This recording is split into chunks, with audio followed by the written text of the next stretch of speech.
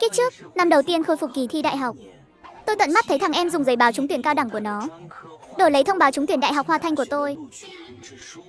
Khi phát hiện thông báo bị đánh tráo, tôi lập tức túm lấy thằng em, đòi lại thông báo của mình. Nhưng bố tôi lại tát tôi một cái ngã lăn ra đất, rồi lấy thông báo tôi vất vả thi được, đưa thẳng tay cho thằng em. Mày làm anh, sao không nhường nhịn em một chút? Nó chỉ muốn vào đại học tốt thôi. Mày bảo nó cướp gì chứ? Bố tôi và thằng em, con thẳng tay lấy dây thừng trói tay chân tôi lại. Mày không muốn học cao đẳng hả? Thế thì khỏi học luôn đi. Tôi bị nhốt dưới hầm nhà. Ngay cả nhà họ cười nói rộn ràng. Chúc mừng thằng em đỗ trường danh tiếng.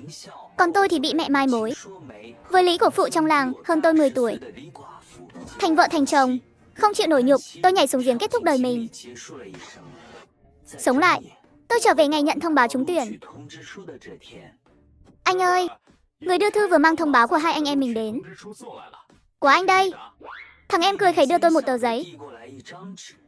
Tôi mở ra xem, chỉ thấy dòng chữ viết tay, đồng chí Triệu Truyền Phổ.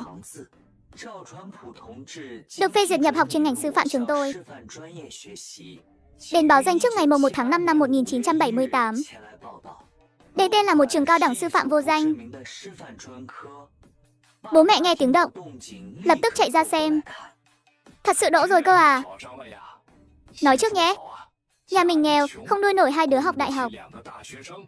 Nếu mày thi không bằng em mày thì đừng học nữa.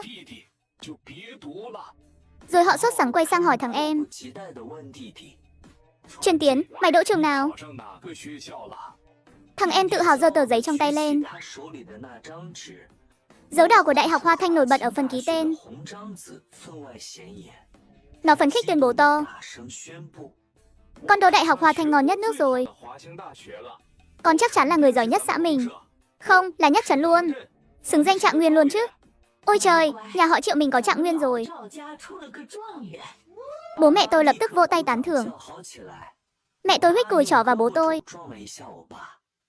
Ông nó ơi, lấy ngay phiếu vải trong nhà ra đi. Dắt thằng út lên hợp tác xã ở trấn, mua 2 tấm vải may áo mới. Bố tôi chưa kịp bước ra cửa, mẹ tôi lại hét lên. Nhất định phải mua loại vạn Bảo Long nhé. Truyền Tiến sắp lên thành phố lớn rồi. Đừng để người ta coi thường. Chỉ mua áo thôi vẫn chưa đủ. Mẹ tôi còn đòi giết hết lợn gà nuôi cả năm để mở tiệc mừng thằng em nhập học thật hoành tráng. Mẹ tôi đang vui, liếc thấy tôi